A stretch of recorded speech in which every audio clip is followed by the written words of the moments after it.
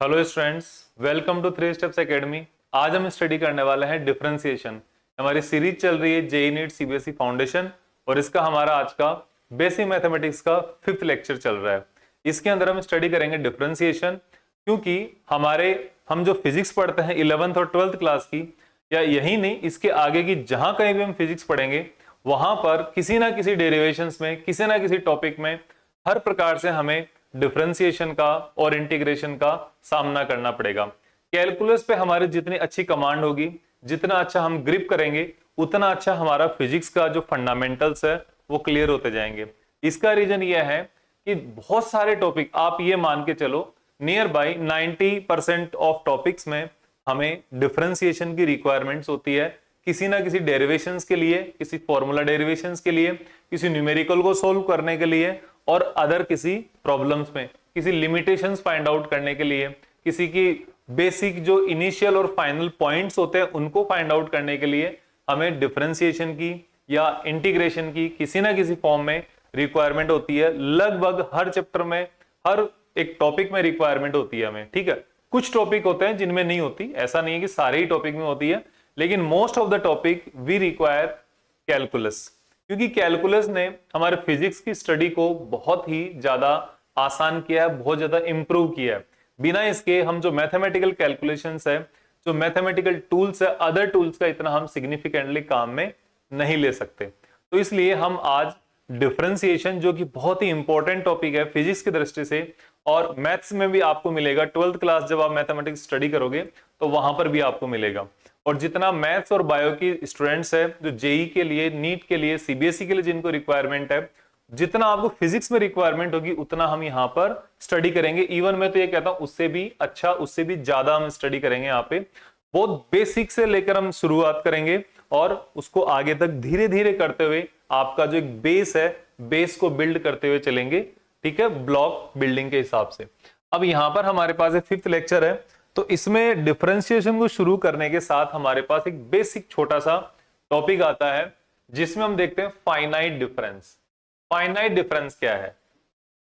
Finite difference आप सब पहले से जानते हो, लेकिन मैंने इसका आज नाम लिख दिया तो यहां पर आपको ऐसा लग रहा होगा कि ये कोई नया टॉपिक है, जबकि ये बिल्कुल भी नया टॉपिक नहीं है। देखते हैं कैसे। देखो, आपने कोई भी एक वेरिएबल है या कोई भी एक टर्म है, उसकी वैल्यू आपने रखी। सपोज आपने रखा y1 इज इक्वल्स टू 100 और आप रख रहे हो y2 इज इक्वल्स टू 80। आपने दो टर्म लिया, y1 एंड y2, तो आपको पता है यहां पे y1 minus y2 equals to कितना होगा? 20 होगा। ये आपके सामने है। अगर मैं यहां पे लिखता हूं y1 is equals to 100, y2 is equals to 99, तो आपके पास y1 minus y2 is equals to कितना हो जाएगा? आपको सबको पता है 1 हो जाएगा, ठीक है। तो ये एक फाइनाइट डिफरेंस है। आप लोग इजी वे में यहां पर इसको फाइंड आउट कर सकते हो, ठीक है। इस डिफरेंस को रिप्रेजेंट करने के लिए हम जो सिंबल काम में लेते हैं, उस सिंबल को बोला जाता है डेल्टा वाई। डेल्टा आप यहां पर डिफरेंस के लिए काम में ले रहे हो, और वाई यहां पर जो वेरिएबल है वो बता रहा है कि ये difference in y, difference in two different values of y, ठीक है। यहां पर हम नीचे वाले में अगर बात करें, इसको भी आप क्या लिखोगे? Delta y. यहां पर ये दो डिफरेंट अलग दूसरी जो वैल्यूज है उनका डिफरेंस आ गया ये। तो इस टाइप के डिफरेंस को आप क्या बोल रहे हो? फाइनाइट डिफरेंस बोल रहे हो, ठीक है। लेकिन अगर मैं इस डिफरेंस को थोड़ा सा चेंज कर देता हूं यहां पे आपके लिए, मैं यहां पर बना दूं y1 is equals to 100 and y2 is equals to 99.9999 dash dash dash 99। मैंने आपके सामने ये एक रिप्रेजेंट किया है, एग्जाम्पल लिखा है, ठीक है। अब इस वाली एग्जाम्पल में, सेकंड वाले एग्जाम्पल में, क्या आप ये कह सकते हो दोनों ये सेम ही नंबर है? नहीं, दोनों नंबर तो डिफरेंट है ये, ठीक है। ये 99.999999 कुछ चलते जा रहा है, और ये कितना है? ये 100 है। इन दोनों का अगर आप डिफरेंस देखोगे, यहां पर y1 माइनस y2 आप नोट करोगे, कैसे आएगा? इसका डिफरेंस आएगा, आप लिख पाओगे 0.0000 डैश डैश 0 1, यहां पे जाके आप इसको 1 लिखोगे। तो अब यहां पर देखो क्या है, इसमें आपने क्या चीज नजर आ रही है कि ये वाला जो डिफरेंस है इतना छोटा है, इतना ज्यादा छोटा है कि आप इस डिफरेंस को इसके साथ कंपेयर ही नहीं कर सकते। यहां पर ये बहुत ज्यादा है, ठीक है। यहां पर आप ये मान के चलो ये जो वैल्यू है y2 की वो 100 तो नहीं है, लेकिन 100 के बहुत ज्यादा 100 को ही अप्रोच कर रही है, ठीक है। 100 के एकदम बहुत ज्यादा नजदीक है, ठीक है। कितने डिफरेंस है, कितना डिस्टेंस है, हम डायरेक्ट अपनी आईज से नहीं देख पाते, डायरेक्ट हम अपनी कैलकुलेशन से इसको नहीं देख पाते, ठीक है। तो इस टाइप के डिफरेंस को रिप्रेजेंट करने के लिए हम यहां पर डेल्टा काम में नहीं ले रहे, ठीक है। फिर से बता देता हूं, डेल्टा काम में लेते हैं दो डिफरेंट क्वांटिटीज की वैल्यूज को डिफरेंस फाइंड आउट करने के लिए। और यहां पर इतना जब स्मॉल डिफरेंस है, इसको बोला जाता है इनफाइनाइटली स्मॉल डिफरेंस, ठीक है, बहुत छोटा सा।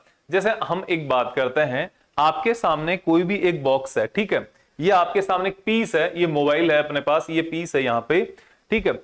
इस मोबाइल का एक साइज कवर इसने कवर किया हुआ है, एक 3 डायमेंशन में स्पेस कवर किया हुआ है।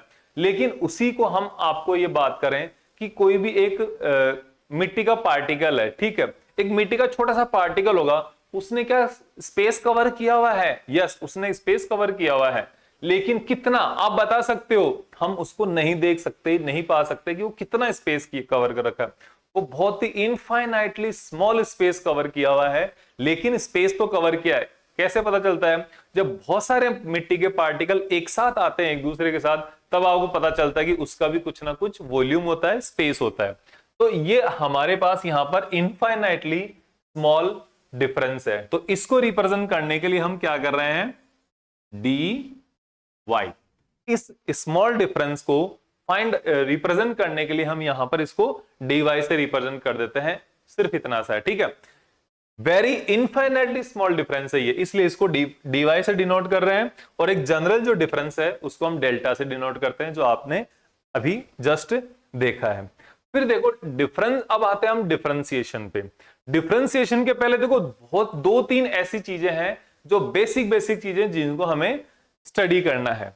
एक होता है हमारे सबसे पहले हम डिफरेंशिएशन का ग्राफिकल रिप्रेजेंटेशन देखेंगे। ग्राफिकल रिप्रेजेंटेशन देखने के बाद हम कैलकुलस के ऊपर आएंगे, फिर उसका मैथमेटिकल अर्थमेटिक मॉडल है या फिर जो मैथमेटिकल मॉडल है उसके ऊपर जाएंगे, ठीक है।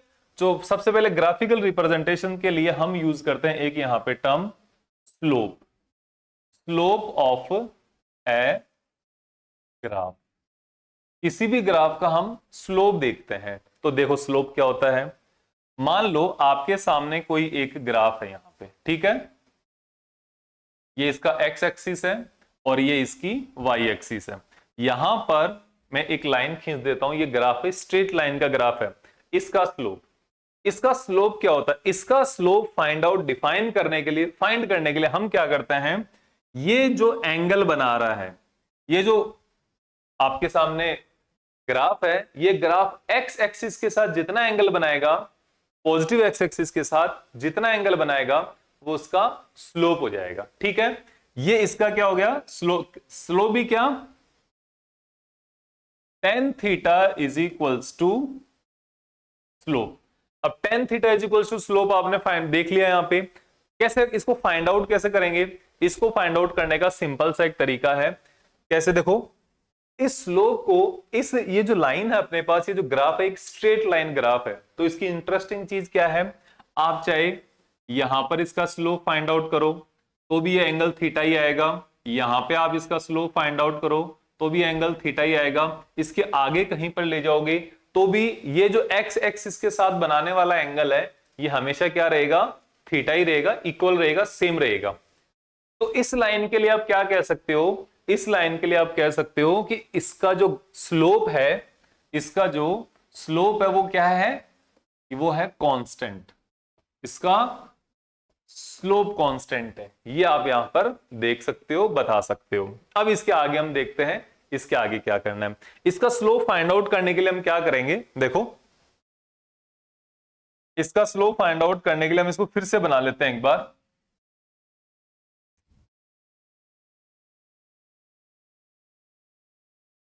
इसमें हमने 2 पॉइंट लिए, ये पहला पॉइंट है ए, ये दूसरा पॉइंट है अपने पास बी। एक पॉइंट ए हो गया, एक पॉइंट बी हो गया। पहला जो पॉइंट है इसके कोऑर्डिनेट हो गए हमारे पास x1 y1, दूसरा कोऑर्डिनेट का हो गया हमारे पास x2 y2। इससे क्या पता चल रहा है आपको, यहां इससे क्या मिलेगा, इससे आप देख सकते हो, इसको एक ट्रायंगल बना लो। यहां पर एक ये राइट एंगल्ड ट्रायंगल बन गया, ठीक है। ये एक आपके पास ट्रायंगल बन गया यहां पे।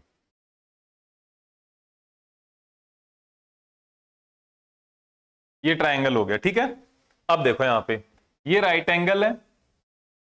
अब आपको क्या चाहिए, आपको केवल ये वाली साइड चाहिए और ये वाली साइड चाहिए, ठीक है ना। ये दोनों साइड आ जाएगी, फिर आपका काम हो जाएगा। आप इजी वे में tan थीटा फाइंड आउट कर सकते हो। तो देखो ये वाली जो डिस्टेंस है ये x1 y1 है, तो ये यहां से लेके यहां तक की जो डिस्टेंस है वो आ गई क्या आपके पास में x1, ठीक है। और यहां तक की, यहां से लेके ये वाली जो डिस्टेंस है वो आपके सामने कितनी आ गई, ये आ गई x2। तो ये वाली डिस्टेंस कितनी हो गई आपके सामने, ये हो गई x2 माइनस x1। सिंपल सी, आपके सामने ये बेस आ गया। अगर ये थीटा है तो ये भी थीटा है, अभी जस्ट बताया था आपको, तो ये आपके सामने x2 माइनस x1 आ गई। फिर हम क्या करते हैं, हमें पता है कि ये वाली जो डिस्टेंस है, यहां तक की डिस्टेंस, ये वाली फर्स्ट ट्रायंगल के लिए है y1, और ऊपर यहां तक की जो डिस्टेंस है ये कितनी है y2, ठीक है। कौन सी, एक तो देखो ये y1, और यहां तक की ये कितनी है, ये y2 है। तो ये वाली जो साइड है ये आ गई आपके सामने, ये हो जाएगी y2 माइनस y1। सिंपल सा, ये आपके सामने क्या आ गया, ये थीटा जो है इसके नीचे का बेस आ गया, ये इसके सामने का परपेंडिकुलर आ गया y2 माइनस y1।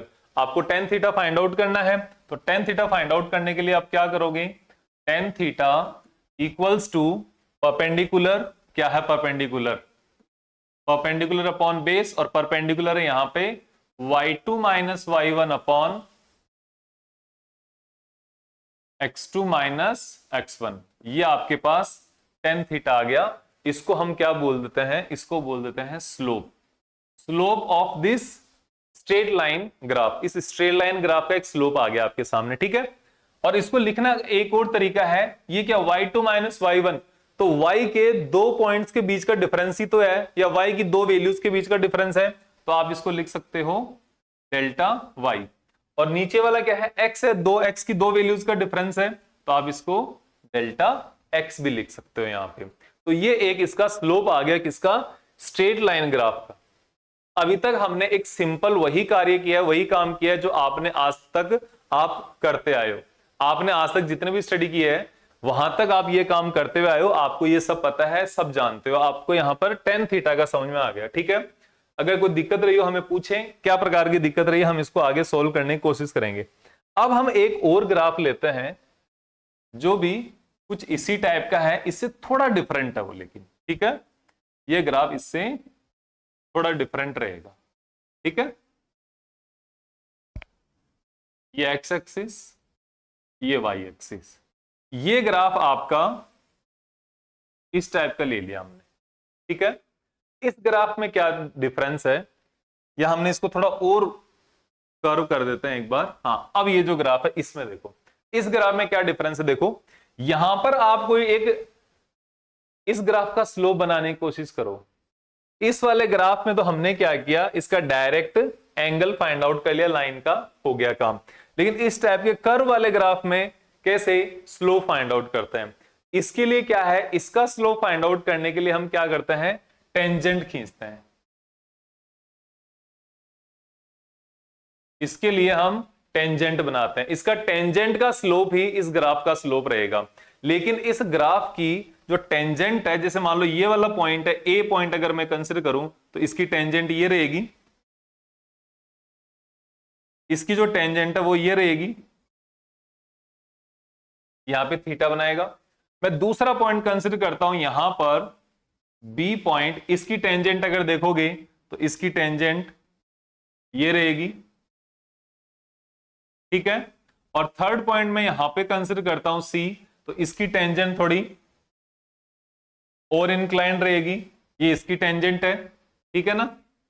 ये इसकी टेंजेंट है। और अब अगर हम ऊपर जाएंगे यहां पर तो इसकी टेंजेंट और इंक्लाइंड आएगी, ये इसकी टेंजेंट आएगी। तो यहां पर आप देख पा रहे हो कि हर एक पॉइंट पर टेंजेंट का बनने वाला, यहां पर पॉजिटिव एक्स एक्सिस से बनने वाला एंगल क्या है, अलग अलग है, डिफरेंट डिफरेंट है। तो इसकी वजह से यहां पर कोई एक फिक्स स्लोप नहीं है। यहां पर जो स्लोप है वो कंटिन्यूअसली चेंज होते जा रहा है, ए से लेकर, जैसे जैसे हम आगे बढ़ रहे हैं, दूर जा रहे हैं, ए से लेकर डी की तरफ जा रहे हैं, इसका स्लोप इंक्रीज होते हुए जा रहा है, बदलते हुए जा रहा है। तो इस केस में अगर हम टेंजेंट खींचना चाहें, या इस केस में हम अगर स्लोप फाइंड आउट करना चाहें तो कैसे फाइंड आउट करें? तो इसका देखो एक दूसरा तरीका है। इसका स्लोप फाइंड आउट करने के लिए हम क्या करेंगे,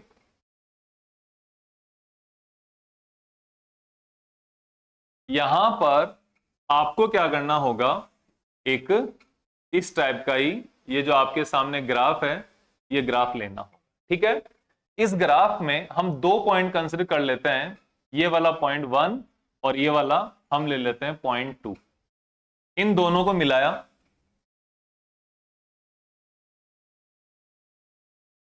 जो ये वाली लाइन हम लेकर आए हैं यहां पर, क्या ये टेंजेंट है? क्या आप इसको टेंजेंट कहोगे? नहीं, ये टेंजेंट नहीं, ना तो ये ए के 1 के लिए टेंजेंट है, ना ये 2 के लिए टेंजेंट है। ये तो यहां पर लाइन इंटरसेक्ट करने लग गई, 1 को भी क्रॉस कर रही है, 2 को भी क्रॉस कर रही है, काट रही है एक दूसरे को, ठीक है। तो हम क्या करेंगे, हम इसका थोड़ा ट्रीटमेंट करेंगे, ठीक है। इसका ट्रीटमेंट करने के लिए हम यहां पर इस जो पॉइंट, दूसरा वाला पॉइंट है, इसको इसके नजदीक लेके आएंगे, ठीक है। इसको यहां पर नजदीक लेके आए, तो यहां पे हम एक लाइन खींचे, तो क्या ये वाली लाइन जो है ये इसकी टेंजेंट है? क्या टेंजेंट है? क्या ये दूसरी वाली जो मैंने लाइन खींची है ये भी टेंजेंट नहीं है, क्योंकि ये भी थोड़ा अब एक इसको इंटरसेक्ट कर रही है, तो ये भी नहीं चलेगा। लेकिन अगर हम इसको थोड़ा और नजदीक ले आए, ये मान लो जस्ट एग्जैक्ट इधर ही लेके आ गया मैं इसको, ठीक है, मैं इसके एक बिल्कुल नजदीक लेके आ गया और ये छोटा सा एक ट्रायंगल बन रहा है। अब यहां पर इन दोनों से जो लाइन खींच रही हो, जो टेंजेंट बना रहा हूं मैं, जो लाइन बना रहा हूं, तो वो क्या इन दोनों के लिए टेंजेंट का काम करेगी? ये बिल्कुल इसके टेंजेंट का काम करेगी। क्यों करेगी? क्योंकि अब ये ऐसा लग रहा है कि दोनों ही पॉइंट्स को ये टच करके जा रही है, इंटरसेक्ट नहीं कर रही लाइन को। इस जो ग्राफ है आपका, इस ग्राफ को कट नहीं कर रही है ये, बल्कि इसको छू के जा रही है, टच करके जा रही है, ठीक है। तो ये इसकी क्या हो गई? टेंजेंट हो गई, ये वाली लाइन, ये वाली जो सेकंड वाली लाइन लिखी है ना मैंने, ये वाली लाइन, ठीक है। तो इसको हम स्टडी करते हैं। अब इसको स्टडी करने पर देखो क्या आता है, इसको स्टडी करने पर क्या आता है ये देखते हैं।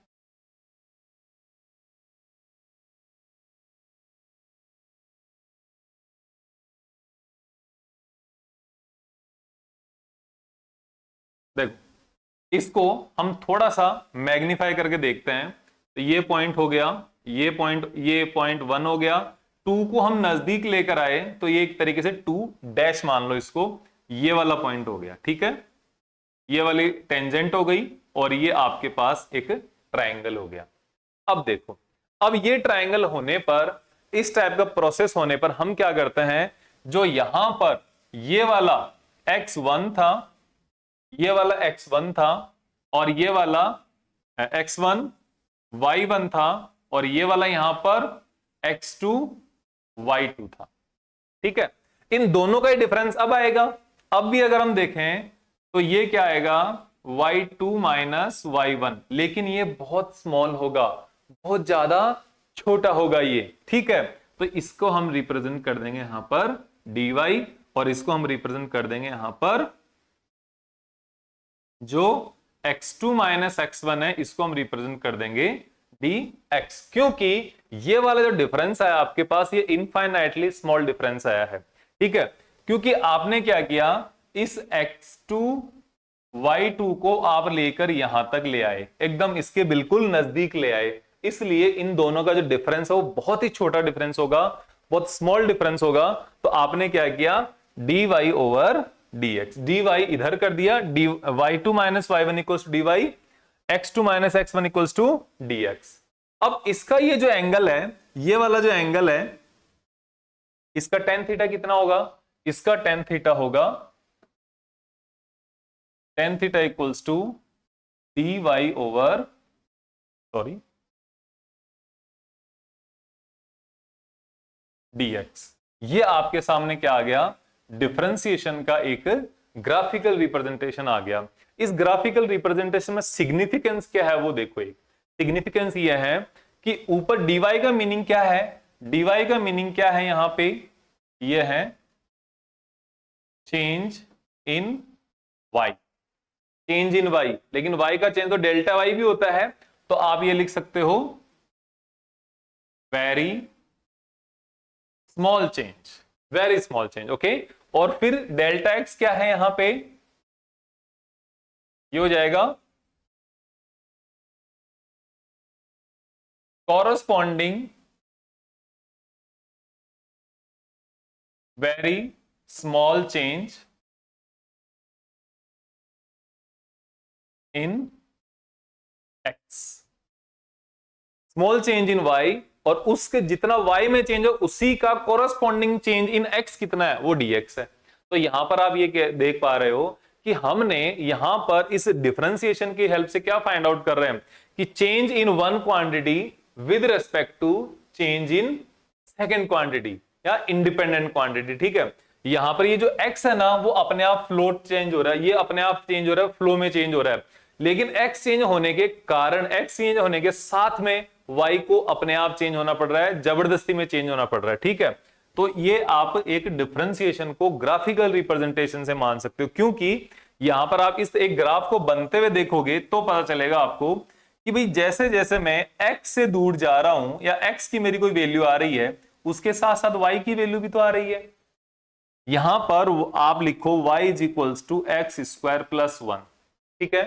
तो मैंने लिखा x इक्वल्स टू 0, तो y इक्वल्स टू कितना आएगा, 1 आएगा। ये 1 से स्टार्ट कर दिया।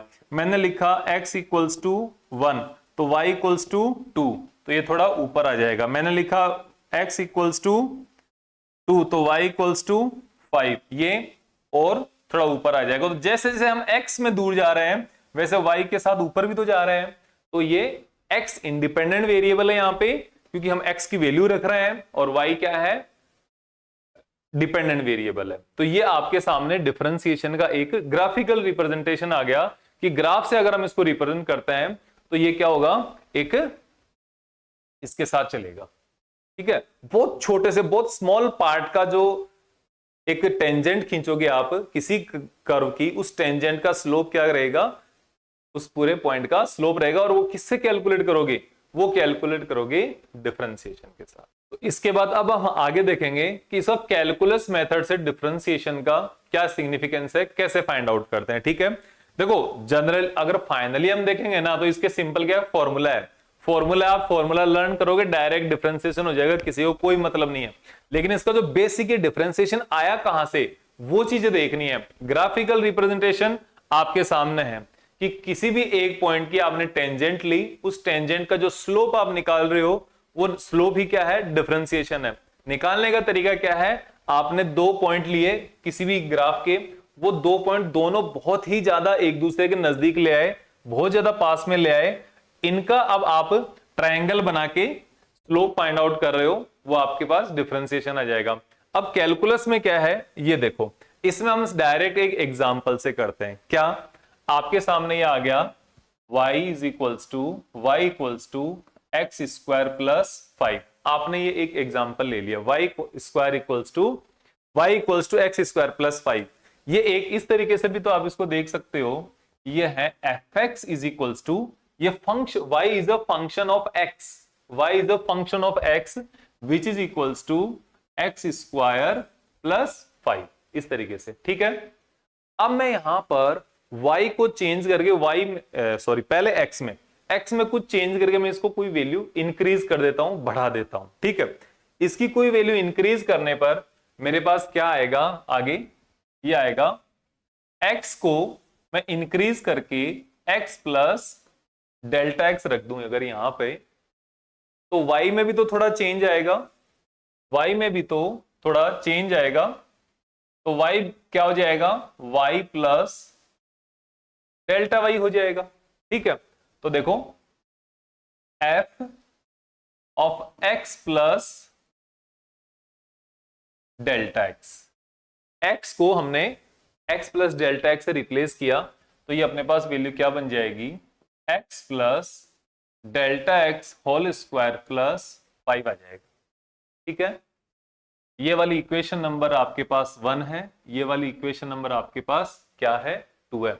और ये वाली जो वैल्यू कितनी है, ये है y प्लस डेल्टा वाई। ये क्या है, y प्लस डेल्टा वाई।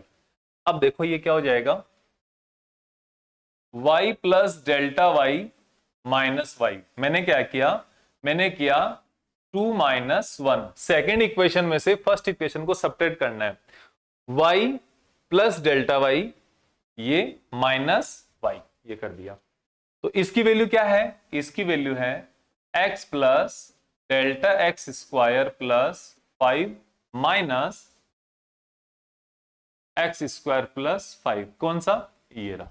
ठीक है, ये वाला मान लो चाहे ये वाला मान लो, एक ही बात है कि fx भी क्या है, y ही तो है fx भी, इसलिए। ठीक है, ये आ गया। अब इसको सोल्व करो, सोल्व करने पर क्या आएगा, इधर तो आ जाएगा ये डेल्टा y, इधर क्या आएगा, इधर आ जाएगा x plus x square plus delta x square plus 2 into x into delta x plus 5। ये तो आपने क्या कर दिया, इसको स्क्वायर को ब्रैकेट स्क्वायर को खोल दिया, अब ये प्लस 5 आ गया, minus x square minus 5, minus x square minus 5, वो आपने माइनस ओपन कर दिया, तो ये हो जाएगा एक्स स्क्वायर से minus x square cancel out, 5 से माइनस 5 कैंसिल आउट, बचे कौन, आपके सामने बचा delta y is equals to delta x whole square plus 2x into delta x बच गया आपके पास। ठीक है, अब देखो इसमें ध्यान से देखते जाना हम क्या क्या कर रहे हैं, क्योंकि ये जितना मैं पूरा काम कर रहा हूं, मैं लास्ट में एक सिंपल पॉइंट से बताऊंगा आपको, एक फॉर्मूला लिख के बताऊंगा, वो देखना आप। ठीक है, तो ये क्या हुआ, यहां से डेल्टा एक्स कॉमन लेकर इधर ले आओ, या आप ऐसे कह दो पूरे में डेल्टा एक्स से डिवाइड कर दो, पूरे में डेल्टा एक्स से डिवाइड कर दो, तो इधर ये एक डेल्टा एक्स कम हो जाएगा और इधर ये डेल्टा एक्स साफ हो जाएगा। ठीक है, अभी तक हमने क्या किया, क्या आप इसको एक सिंपल सिर्फ एक फॉर्मूला में लिख सकते हो क्या, मैं लिख सकता हूं, तो आपको भी आना चाहिए। क्या किया, देखो ये है एफ एक्स और दूसरी वाली लाइन क्या है, ये F x plus delta x, ये यही तो ना, y प्लस डेल्टा वाई तो यही है। मैंने क्या किया, ये देखो ये f प्लस डेल्टा एक्स, तो देखो मैं इस ब्रैकेट में यहां पे लिखता हूं f x plus delta x. ठीक है, minus what, minus y, y क्या है, एफ एक्स है, तो आपने यहां पे लिख दिया माइनस एफ एक्स। ठीक है, अब इसके बाद क्या है, यहां तक तो हमारे पास ये कैलकुलेशन हम कर ही रहे थे, ये चल ही रही थी, ऐसा करने पर तो हम यहां तक आ गए, यहां तक आ गए, इस लाइन तक आ गए। लेकिन अब मैंने क्या किया, अब मैंने डेल्टा एक्स से डिवाइड किया है, तो मैंने डेल्टा एक्स से क्या करना पड़ेगा, मैंने डेल्टा एक्स से डिवाइड भी करना पड़ेगा। ठीक है, तो ये आया। ठीक है, अब देखो आगे क्या करने वाला हूं, अब मैं करने वाला हूं this delta x limit delta x tends to 0, delta y upon delta x equals to limit delta x tends to 0, delta x plus 2x। अब इसको सोल्व करूंगा मैं, इसको सोल्व करते ही क्या हो जाएगा, जैसे आप इस डेल्टा एक्स की वैल्यू 0 रखोगे, देखो यहां पे क्या होता है, एक तो मैं इसको ऐसे लिखता हूं डेल्टा एक्स इक्वल्स टू 0, एक तो मैं ऐसे लिखता हूं, इसका मतलब तो हो गया इन दोनों क्वांटिटीज में कोई डिफरेंस नहीं है, दोनों पॉइंट क्या हो गए, जो आप कर्व के दोनों पॉइंट मान रहे थे वो बिल्कुल एग्जैक्टली एक ही पॉइंट हो गए, कोइंसाइड कर गए एक दूसरे के साथ। ठीक है, लेकिन ऐसा नहीं होता, यहां पे क्या होता है, दोनों के अंदर डिफरेंस तो है, लेकिन इतना कम डिफरेंस है कि आप उसको इग्नोर कर सकते हो, इस तरीके से समझो, ठीक है। तो ये क्या हो गया, ये यहां पे आपके पास डेल्टा एक्स यहां से रिमूव हो गया, तो आपके सामने ये बना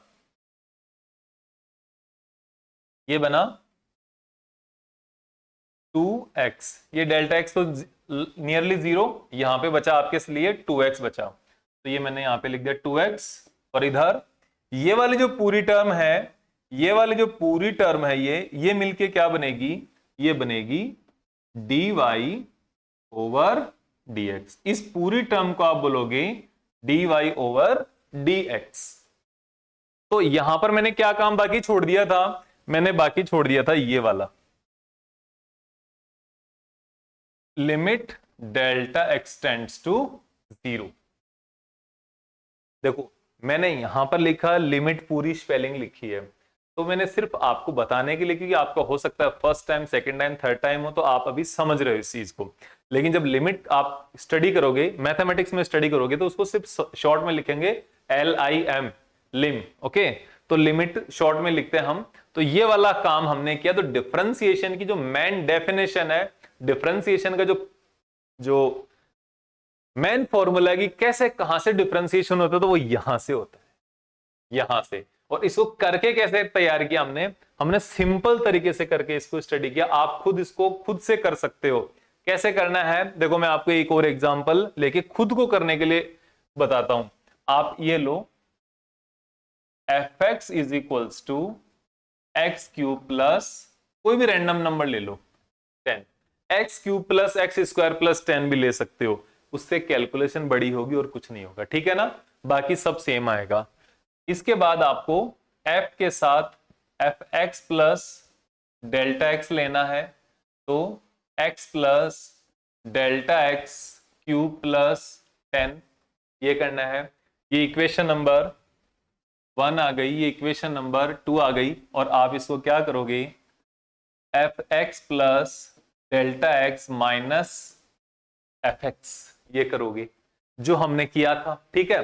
क्या करोगे आप, इक्वेशन 2 माइनस 1 ही तो करोगे, यही करोगे, तो ये करोगे। फिर इसके बाद आप क्या करोगे, पूरे इक्वेशन में डेल्टा एक्स का डिवाइड करोगे, ये भी कर दिया। फिर आप क्या करोगे, फिर आप इसको limit delta x tends to 0 लगाओगे, वो भी लगा दिया। तो अगर इतना काम आपने कर दिया, तो ये जो बन के आया है हमारे पास, ये क्या है, ये जो बन के आया है ये क्या है, ये है, इसको आप डिफरेंशिएशन रिप्रेजेंट करोगे और ये आ गया आपके पास एफ डैश एक्स। जो आपका डिफरेंशिएशन किए हुई टर्म जो है ना, जिसको आप ये लिख रहे हो dy ओवर dx जो आप लिख रहे हो, इसको सिंपल में एफ डैश एक्स भी लिख सकते हो, ठीक है। एफ डैश एक्स भी लिख सकते हो। इसको अगर आप, इस fx को अगर आप y लिखते हो, तो इसको आप ऐसे भी लिख सकते हो, y डैश को आप dy ओवर dx भी लिख सकते हो। अलग अलग टर्म्स में लिखने के अलग अलग फायदे और नुकसान है। क्या आपने लिखा y डैश, आपने लिखा y डैश, तो यहां पे जो डिपेंडेंट वेरिएबल है ना, वो कौन है, y है, उसका तो रिप्रेजेंटेशन हो गया। लेकिन इंडिपेंडेंट वेरिएबल कौन है, x है, वो नहीं दिख रहा, पता नहीं चल रहा। लेकिन फिर भी आप इसको कर सकते हो, कोई दिक्कत नहीं है। अगर आप लिख रहे हो f dash x, f dash x लिख रहे हो, ये भी सही है। ये सारे लिखने के तरीके क्या है, बिल्कुल करेक्ट है, राइट मेथड सही है। इसको भी आप रिप्रेजेंट, इसमें लेकिन क्या है, किसके रेस्पेक्ट में, इंडिपेंडेंट वेरिएबल कौन सा ले रहे हो, ये fx ही इंडिपेंडेंट है, पूरा फंक्शन ही डिपेंडेंट वेरिएबल है, वो ये आ गया। इसको भी आप रिप्रेजेंट कर सकते हो। फिर इसका लिखने का एक और जो मोस्ट पॉपुलर मेथड है, वो है dy ओवर dx। तो इसका ये मतलब है, आप y का डिफरेंशिएशन, y एक फंक्शन है जो x पे डिपेंड कर रहा है, उसका डिफरेंशिएशन कर रहे हो, किसके रेस्पेक्ट में, x के साथ में डिफरेंशिएशन कर रहे हो, x के रेस्पेक्ट में डिफरेंशिएशन कर रहे हो, ठीक है। और एक दो और मेथड होंगे जो अपन टाइम जब जरूरत पड़ेगी, जब काम में आएंगे, सामने आएंगे, तो हम इनको स्टडी कर लेंगे, ठीक है। अब यहां पर हमारे पास क्या है, कोई भी एक नीचे जो लिखा हुआ रहेगा x dx जो लिखा हुआ रहेगा, इसके रेस्पेक्ट में इसको कॉरेस्पॉन्डिंग मान के हम डिफरेंशिएशन करेंगे, ठीक है। कि इसमें वेरिएशन कितना है, उसके अकॉर्डिंग दूसरे वाले में वेरिएशन देखेंगे। ठीक है, तो ये आपके सामने जो ये कैलकुलस वाला मेथड है, ये इस तरीके से किया है। फॉर्मूला कैसे बना मैंने आपको बताया जस्ट, और ये एक इसको बोलते हैं फर्स्ट प्रिंसिपल ऑफ डिफरेंशिएशन या डिफरेंशिएशन बाय फर्स्ट प्रिंसिपल, इसको बोलते हैं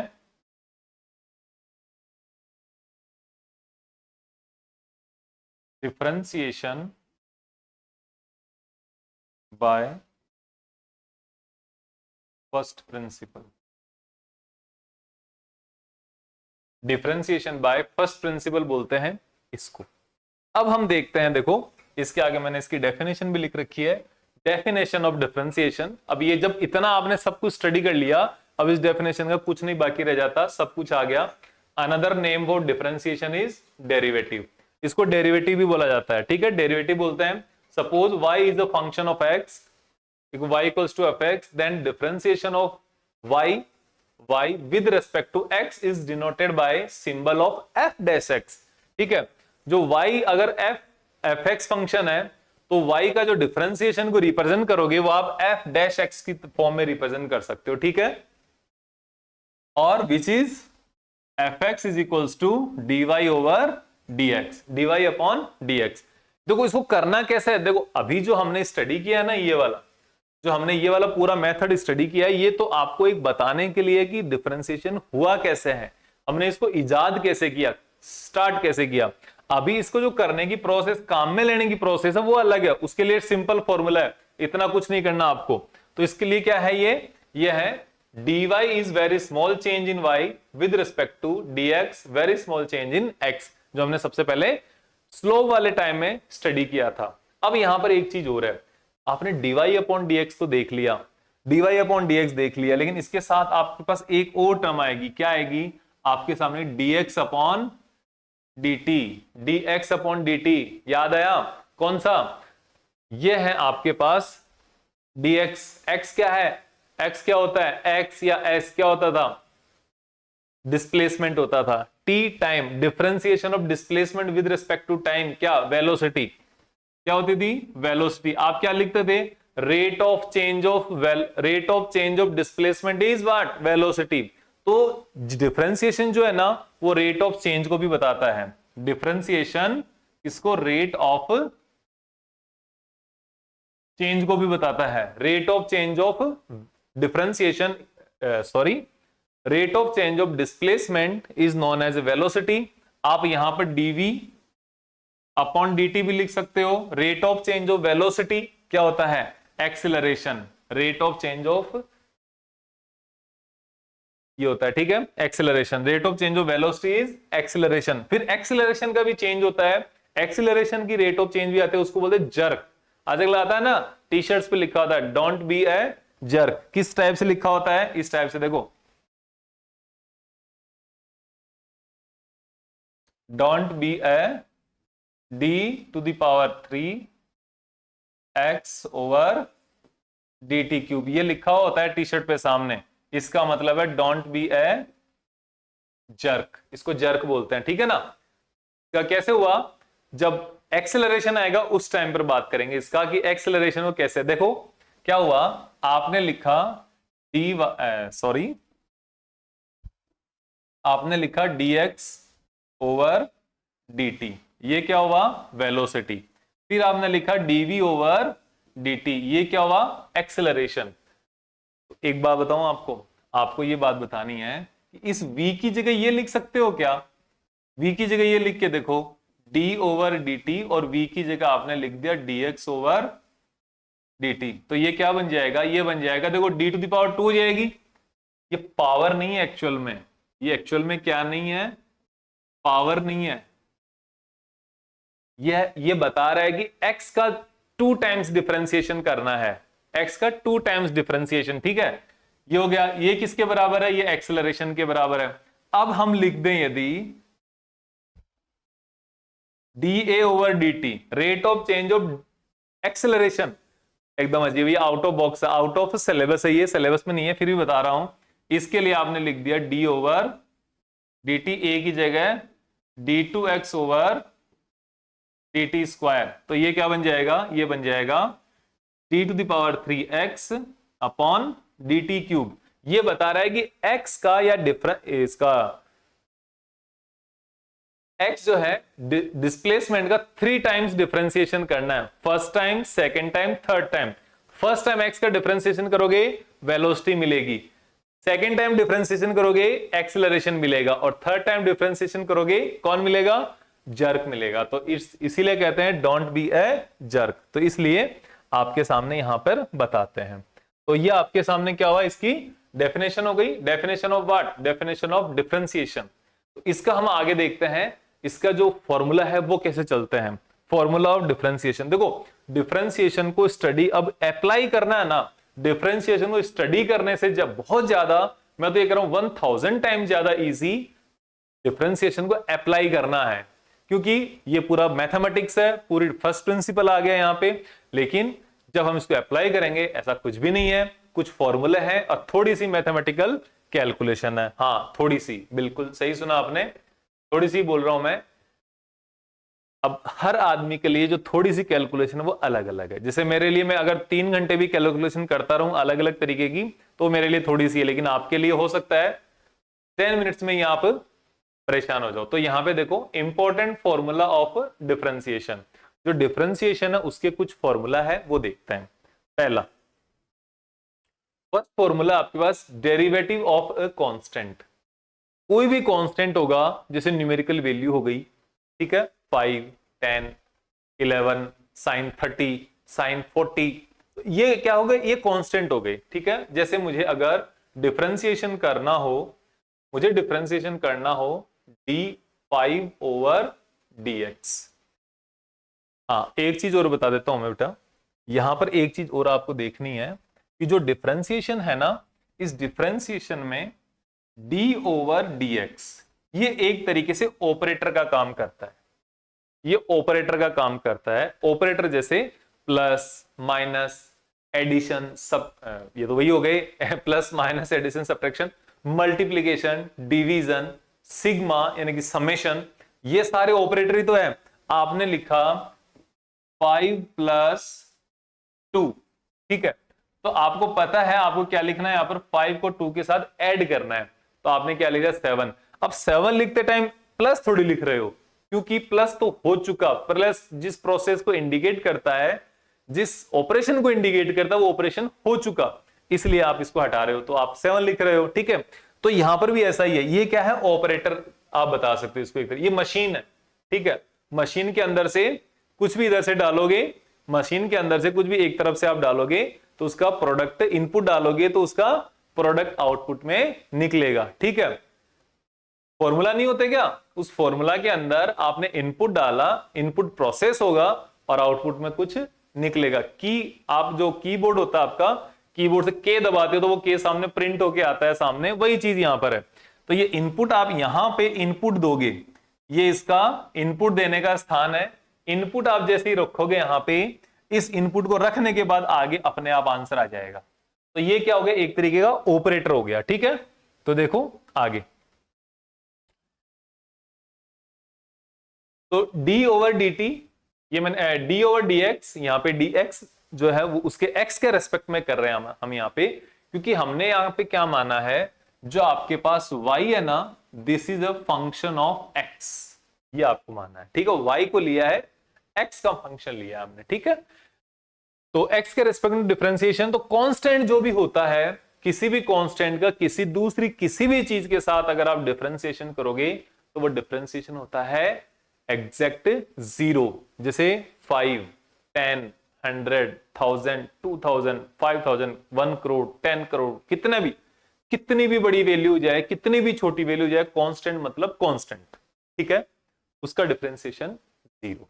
अब कांस्टेंट, अभी मैं आपको सिर्फ न्यूमेरिकल वैल्यूज के बारे में बात कर रहा हूं। जैसे जैसे हमारे पास क्वेश्चन आएंगे, हम जो कांस्टेंट होता है उसका क्राइटेरिया देखेंगे, कांस्टेंट एक्चुअल में होता क्या है। क्योंकि कांस्टेंट एक, जो नए जो स्टूडेंट होते हैं, आप जैसे 2, 4, 5 क्लास कर लोगे, 10, 20 क्वेश्चंस कर लोगे, उसके बाद आप समझ जाओगे कांस्टेंट क्या है क्या नहीं है। लेकिन कांस्टेंट का जो कॉन्सेप्ट है वो भी बहुत इंपॉर्टेंट है। वो हम देखेंगे जैसे जैसे क्वेश्चन आएंगे वैसे पता। अभी के लिए आप ये मानो न्यूमेरिकल वैल्यूज हो गई 1 2 3 5 10 11,000 10,000 करोड़, कितनी भी बड़ी वैल्यू कितनी भी छोटी वैल्यू कांस्टेंट, ठीक है। इसका डिफरेंशिएशन कितना हो जाएगा, इसका हो जाएगा 0। क्यों हो जाएगा 0? क्योंकि कांस्टेंट खुद कभी वेरी ही नहीं करता। कांस्टेंट हमेशा क्या करता है, फिक्स रहता है। तो दूसरे में वेरिएशन होगा तो कांस्टेंट में क्या वेरिएशन होगा, कुछ भी नहीं होगा। इस तरीके से है, ठीक है। तो देखो फिर है डेरिवेटिव ऑफ पॉलिनोमियल या पावर रूल। ये पावर रूल है ना, ये सबसे इजी है और सबसे ज्यादा जरूरी है। कुछ भी आए या ना आए, ये आना जरूरी है। अगर आपने 2 3 4 क्लास ले ली, आप 11th के मिड में आ गए, फिर अभी आपको ये फॉर्मूला नहीं आता है, ये मानो आपको डूब जाना चाहिए इस बुक के अंदर और इसको ढंग से स्टडी करके फिर निकलना चाहिए। तो देखो आप यहां पे क्या देख रहे हो, डेरिवेटिव ऑफ पॉलिनोमियल या आप कह सकते हो पावर रूल। ये स्टडी करना बहुत ज्यादा जरूरी है। कैसे? इसमें यह है ऑपरेटर तो आपके पास यह है ही डी ओवर डी एक्स। जो इनपुट है वो है यहां पर x to the power n। x की कोई भी पावर हो सकती है, n की वैल्यू हो सकती है 1 2 3 4 5 6 10, कुछ भी हो सकती है। तो x to the power n का जो फॉर्मूला है ना, उसमें देखो क्या होता है, ये जो आपके पास पावर है, ये पावर कूद के पहले आ जाती है। ये जो n है, n आ जाएगा पहले, ठीक। फिर x to the power n minus 1, जब पावर कूद के पहले आ गई तो पावर 1 ऊपर क्या हो जाएगी, पावर 1 कम हो जाएगी। सिंपल सा है, ये मैं जस्ट याद करने के लिए बता रहा हूं। ऐसा रटने की कुछ भी चीज नहीं है, यहां पे समझ के करना है। क्योंकि हमने भी तो किया था, हमने भी तो किया था। ये n यहां पर अगर मैं इसको लिख दूं d over d x, x to the power 2, तो इसका डिफरेंशिएशन क्या होना चाहिए, इसका होना चाहिए 2 तो पहले कूद के बाहर आ जाएगा और x to the power 2 minus 1, यानी कि 2 into x to the power 1, 2 minus 1 1 हो जाएगा। ये क्या हमारा आंसर ये आया था क्या? कैसे देखते हैं, देखो ये याद रखना, 5 का कितना 0, एक्स टू द पावर 2 का कितना 2x। देखना ये देखो एक्स स्क्वायर प्लस 5, इसी का तो डिफरेंशिएशन करना था। इसका डिफरेंशिएशन कितना आया, 5 का तो 0 और एक्स स्क्वायर का 2x। ये आया हुआ है क्या, ये आया हुआ है क्या बेटा? यस, ये देखो इस तरीके से देखते हैं। ये पहले से था, पहले एग्जांपल बताया, फिर मैं आपको ये फॉर्मूला बता रहा हूं, तो ये आपको पहले से पता होना चाहिए। फिर है इसके बाद हमारा एक और छोटा फॉर्मूला, इसी के जैसा है, ये भी इन दोनों के ही जैसा है। क्या है, डेरिवेशन ऑफ कांस्टेंट मल्टीपल। ये कह रहा है अगर जो कांस्टेंट पहले अलग था उसका डिफरेंशिएशन आपने 0 कर दिया, ठीक है। अगर ये कांस्टेंट किसी वेरिएबल के साथ मल्टीप्लाई होके आ जाए तो क्या करोगे, तो हम इसका भी डिफरेंशिएशन करेंगे, इसकी भी रिस्पेक्ट करेंगे। अकेले आदमी की कोई रिस्पेक्ट नहीं हो रही, लेकिन जब ये किसी के साथ आएगा तो इसकी होगी। कैसे, देखो इसका ऐसे होगा डी ओवर डी टी या डी एक्स, ये तो लिखना ही है, इंटू के एक्स। के इंटू एक्स का डिफरेंशिएशन करना है। तो क्या करना है, इस के को पहले ले आओ, के को अलग कर दो, ठीक है। ये किसी के साथ रहने लायक नहीं है, ऐसा समझ लो, किसी के साथ नहीं रहेगा, तो इसको पहले अलग कर लो और फिर अब x का डिफरेंशिएशन करते हैं। फिर हम क्या करते हैं, x का डिफरेंशिएशन करते हैं। जैसे हमने क्या किया है, x की जगह हमने यहां पर एक u कोई फंक्शन ले लिया, वेरिएबल ले लिया, ठीक है, u। तो ये k जो है ये तो पहले आ गया और u का डिफरेंशिएशन कर दो किसके रेस्पेक्ट में, x के रेस्पेक्ट में, इस तरीके से। अब मैं यहां पर इसको आपको एक एग्जांपल लेके बताऊंगा।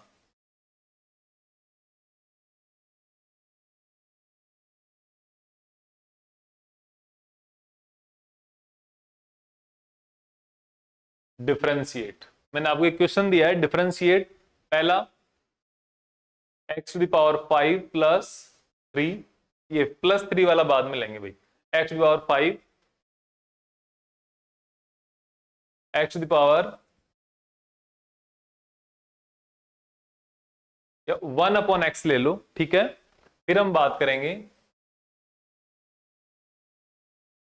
3x अंडर रूट एक्स, और फिर हम एक और बात करेंगे 4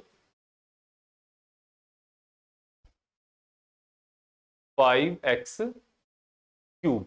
ये 4 डिफरेंट क्वेश्चंस है, इनका हम डेरिवेटिव करके देखते हैं 1 बाई 1, ठीक है।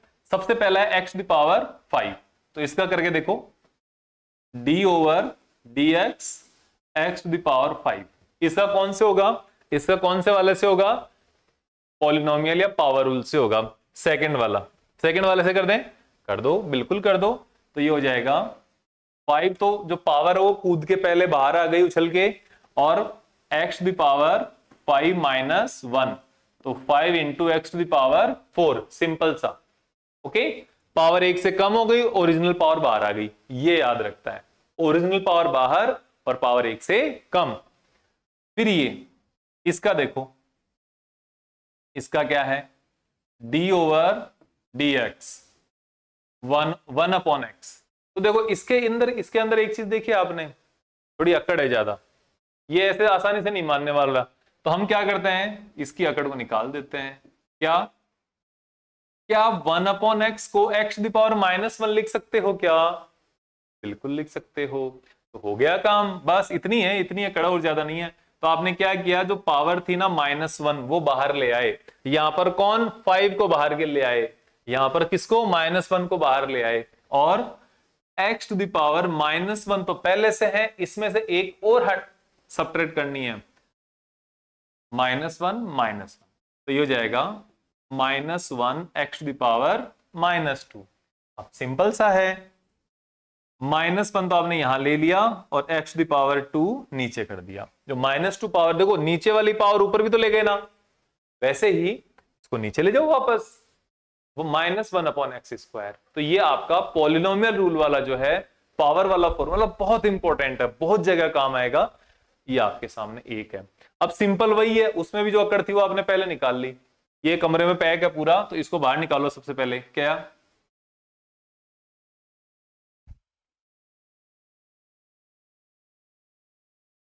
D over d x under root x.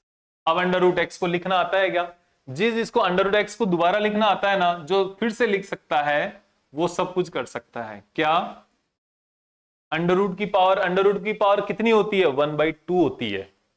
Under root को 1/2 के आधी पावर के इक्वली तो मानते हो, 1/2 के बराबर, तो ये हो गया। तो अब ये 1/2 पावर तो पहले, जो पावर थी ओरिजिनल पावर तो पहले, और x द पावर इसमें से 1 सबट्रैक्ट कर दो, तो ये आ जाएगा 1/2 x द पावर -1/2। हाफ में से 1 सबट्रैक्ट करोगे तो क्या बचेगा, -हाफ बचेगा।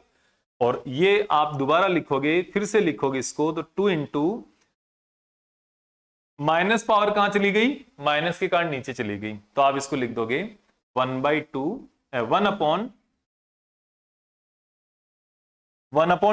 Under root x. इस तरीके से अंडर रूट एक्स का डिफरेंशिएशन ये हो गया, ठीक है। इसको वापस वहां तक पहुंचाने का भी प्रोग्राम लाएंगे हम, लेकिन वो 2 या 3 लेक्चर बाद में लाएंगे। यहां से वापस यहां पहुंचाने का भी, इसमें भी इसको यहां से यहां पहुंचाने का, सबको, ठीक है, क्योंकि करना तो सब कुछ पड़ेगा ही, क्या है, धरती गोल है इसलिए। तो देखो आगे वाला सिस्टम क्या, आगे वाला जो सिस्टम है ना वो ये फोर्थ वाले के अकॉर्डिंग होगा, इसके अकॉर्डिंग होगा।